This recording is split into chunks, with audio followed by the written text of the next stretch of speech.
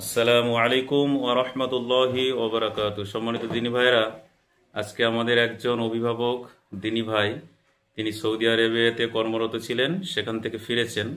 তো আমাদের মাদ্রাসার স্টাফদের জন্য তিনি হাজি রুমাল নিয়ে এসেছেন। আপনারা দেখছেন, এগুলো শুধু সৌদি আরবিয়া থেকে ভালো মানের রুমাল উনি হাদিয়া দিচ্ছেন। তো এই পর্যায়ে আমাদের মাদ্রাসার আদায়কারীর হাতে হাদিয়া তুলে দেওয়া হচ্ছে, দিচ্ছেন আমাদের অন্যতম দিনী ভাই ফুরকান আলী মণ্ডল। আপনারা প্রত্যেকে তাদের জন্য দোয়া করবেন এবং যে দিনী ভাই পাঠিয়েছেন তার জন্য আপনারা দোয়া করবেন যাতে মহান আল্লাহ তার রিজিকে বারাকা দান করেন।